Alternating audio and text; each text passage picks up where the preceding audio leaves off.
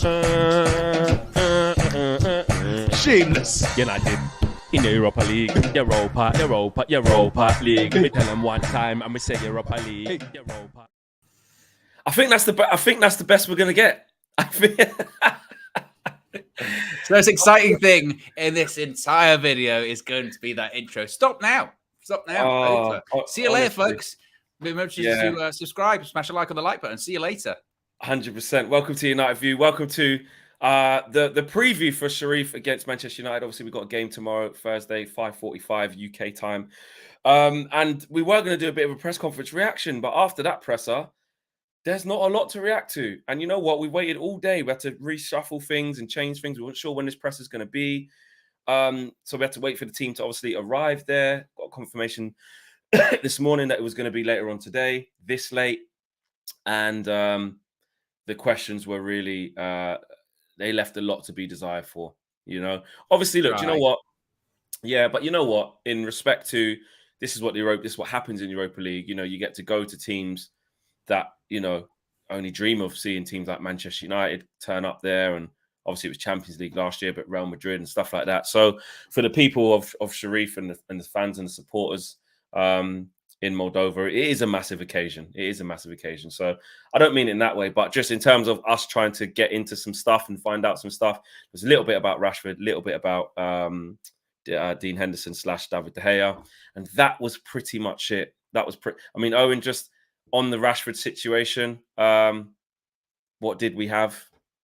So yeah, obviously Marcus Rashford didn't travel with the squad. So the big question, I suppose, the biggest, and the first question was, what is the situation with Rashford? Ten Hag said he's not available, a consequence after Arsenal. He has a muscle injury. The follow-up to that was, and actually when we were watching it at the time, we were like, oh, but how long is he going to be out for? We know he's not going to play tomorrow, but how long is he going to be out for? And Ten Hag was pretty non-committal. To be honest, he wouldn't put a timeline on it. He said, quote, "No, I don't think too long, but I cannot tell how long. It's not really bad, and we expect him to be back quite soon." And when we heard this at the time, Flex, you said, "Oh, that's good. That's good. Then it's not too bad. It's not too long." But then I also did push back a little bit and said, "Remember what he said about Martial? I hope to have him back for the next game."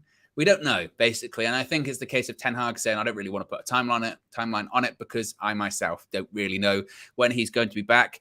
The fortunate thing for him and Rashford, I suppose, is that United don't have a game for 3 weeks. And if Rashford is injured, logically, you would say he shouldn't be or he won't be in the England squad. He'll be recovering for 3 weeks, which for a slight hamstring sort of twinge is probably enough for what you would need. It's unfortunate, certainly for Rashford, isn't it? It's unfortunate for Rashford because he would have been in the England squad. He hasn't been in England squad recently, so it would have been a reflection on his decent form. It's unfortunate, isn't it? The best thing he can do is continue playing well for Manchester United, and then maybe he'll get in that World Cup squad. Because is this the last international break before the squads are selected? Yeah, that's right. The squads are selected, and the players break for, I think, November the 12th or something. I can't remember the exact date, but yeah. But it does mean, thinking about the game tomorrow, what it does mean is that Ronaldo's definitely starting up front because we don't have another striker. No, we don't have another striker. well, Owen, does it though? Does it? You know, does it mean that Eriksen false 9 again? Bruno false 9? Alanga up front because he's got the pace, and put Anthony one side, Sancho the other? Could we see a shock? I don't think we can see a shock. I think Ronaldo's nailed on to start. And Blue Abadi says, I need Owen to sing I Shot the Sheriff when we win. Let's hold on a bit. We need to win first. I've got quite a few Moldova puns ready, actually. I thought of one earlier today. I could go, hey now, don't dream, it's Moldova. It's a great one. You know that song? They get worse every time. When love takes Moldova. Yeah. I thought you'd like the silence. The silence is just like, it's just because when you do them things, you deserve that 2.6 second silence afterwards is so key because it just shows like it's just awful what you've done.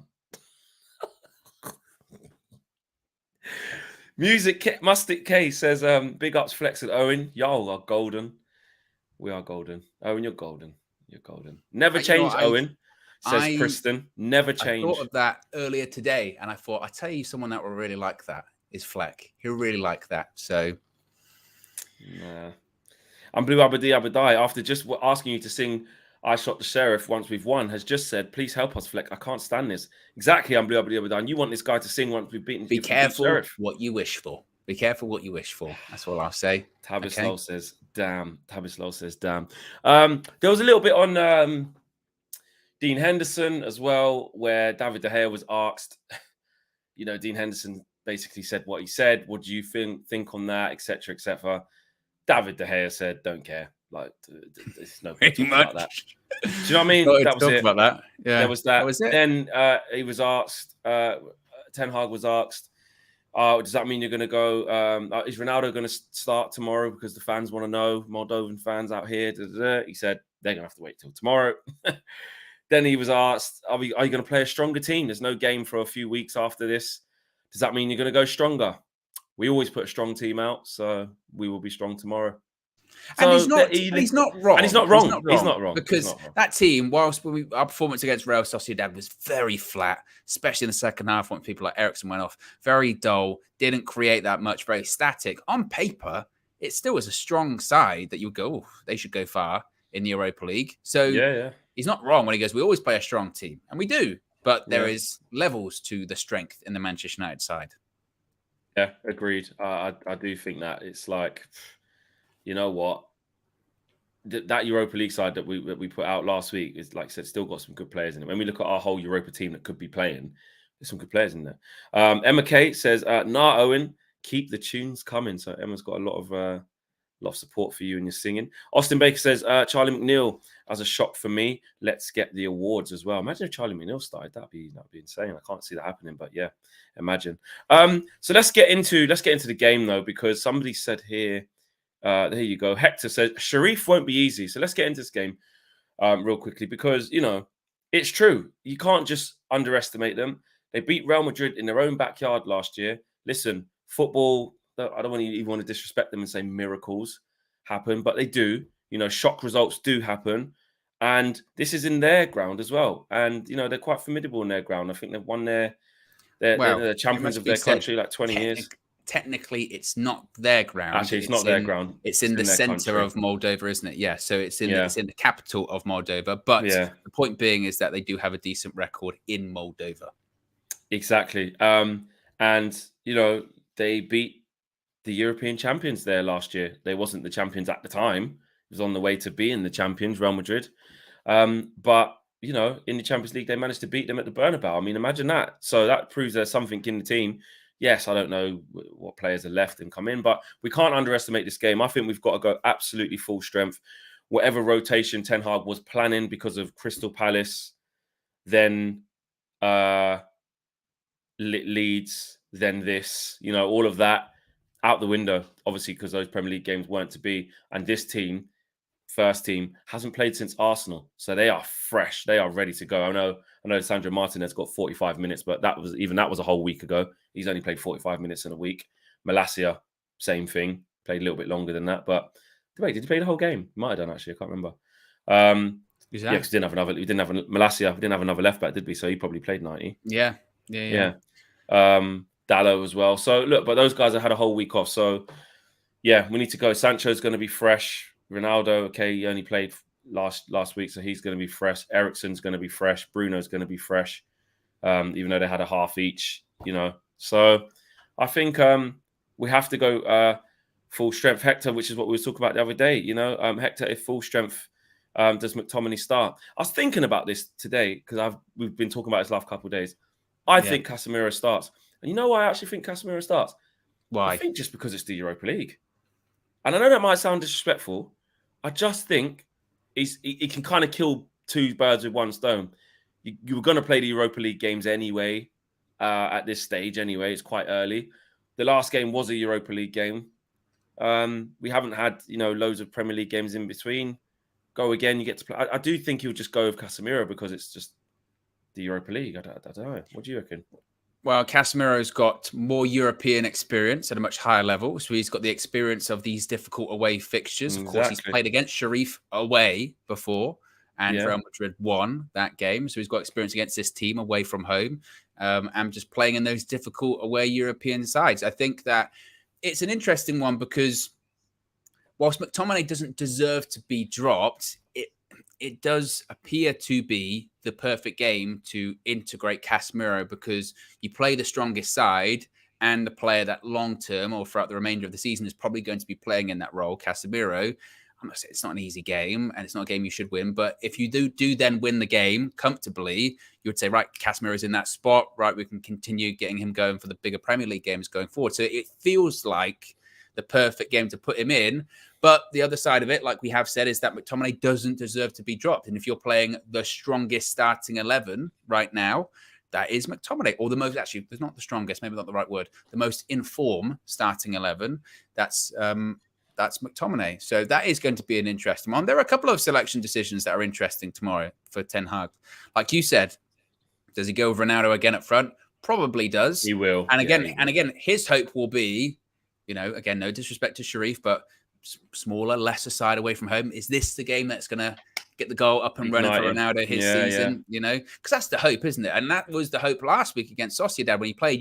You did want him to get the goal, just be like, okay, now just wake up. Sometimes you want to shake him a little bit, don't you? Like, come on, wake up. Remember who you are. I know you're not what you were. Hold him. Come on, hey. Yeah, and I know maybe over the summer you did want to leave. That's in the past now. That's you're focused on us till January. We've seen the training pictures today when you look happy, you've got a good relationship with the manager. Just let's get a goal now. Let's get going. Let's start out. We know you can do it, sort of thing.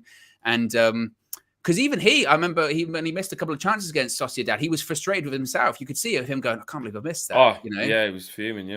Yeah. So you want him to get that goal. Yeah, 100% agreed.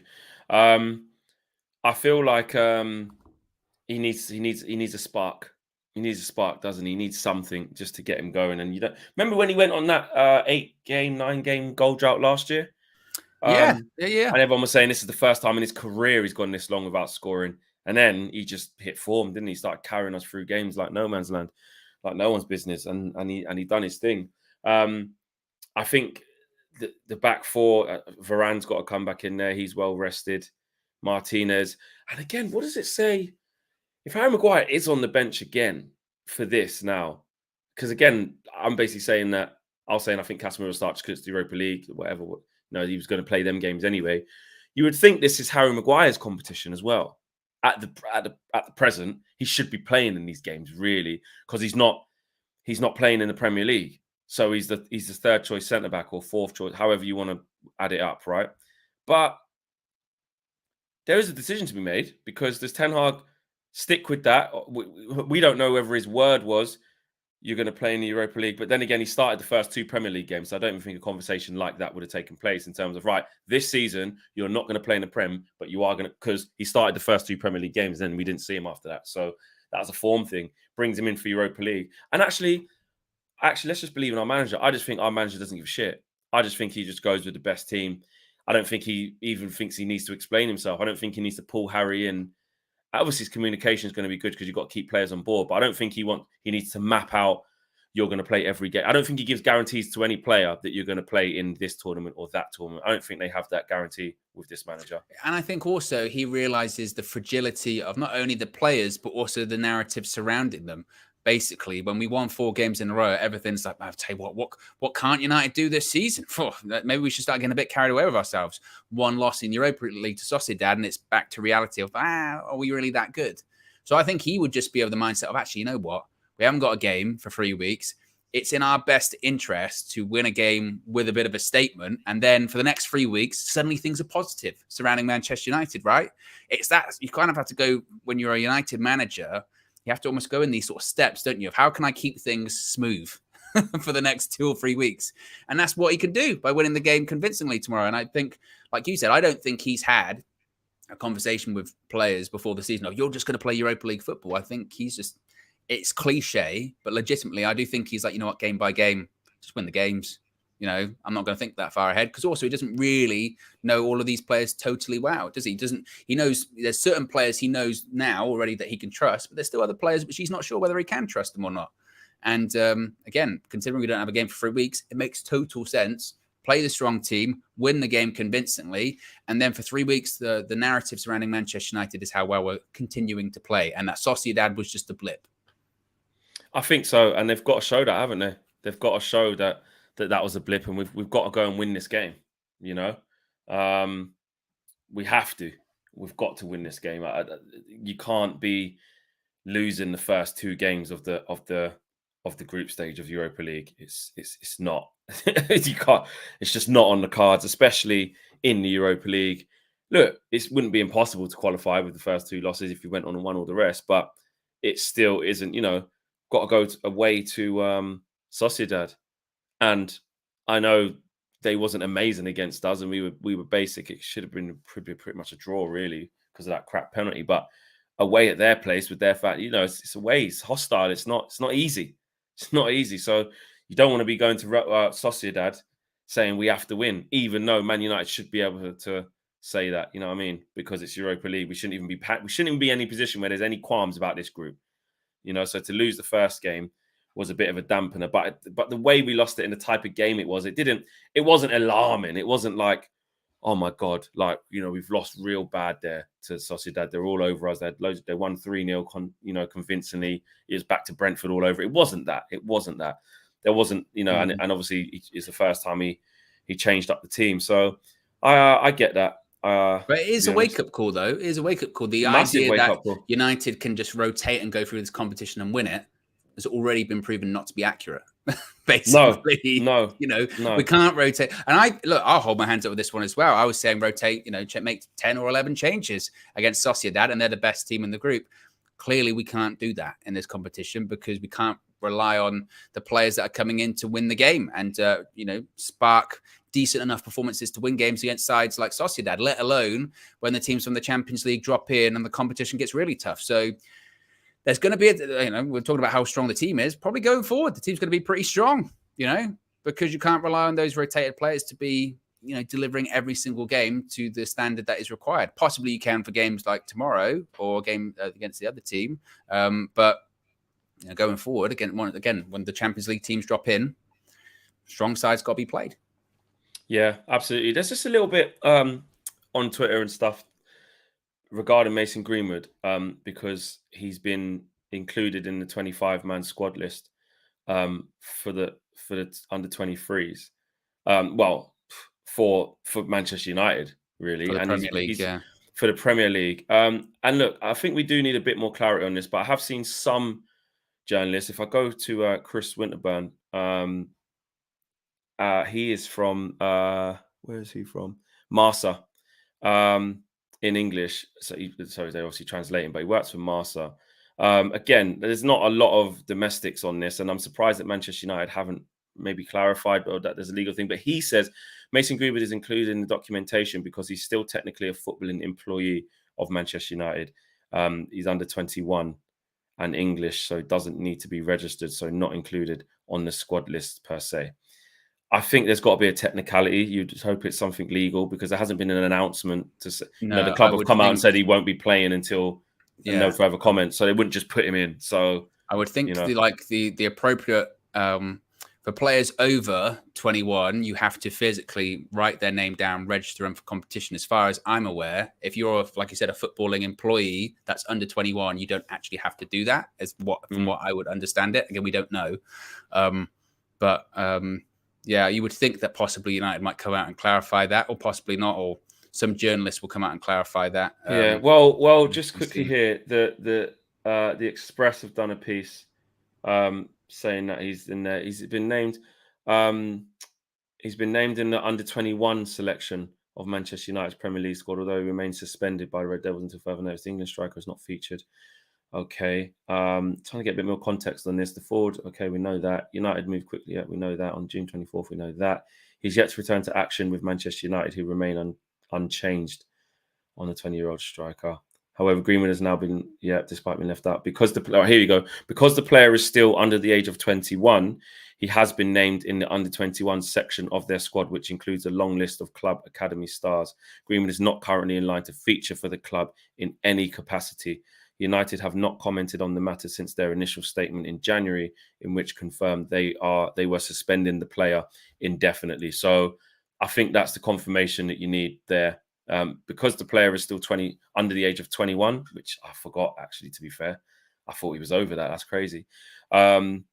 He has been named in the under 21 section of their squad, which includes a long list of club's academy stars. But he is not currently in line to feature for the club in any capacity. That's in the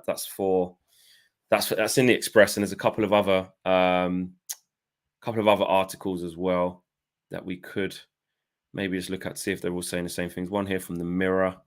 Just going to have a read through this really quickly. He remains. We know that. He last played. United's official website does not allow fans to purchase his stuff. Right, that's fine. There's been no change whatsoever. The club have twice denied rumours that have been online that he's coming back, so that's fair enough. There's been no change whatsoever in Mason's status. The spokesperson said we removed his profile from the club app as soon after he was removed from the squad in January. So as it stands, that's the reason why, because he's under 21. And it's just a protocol thing. It's just a legal thing. So don't go on Twitter and, people saying he's back. It's a really triggering subject. There's a lot of people affected by that. And I think any jokes, any memes, especially if you guys are part of this community, stay away from it, guys. Stay away from it. It's a really serious subject that is still ongoing with a lot of layers to it. There's a victim there. There's him there.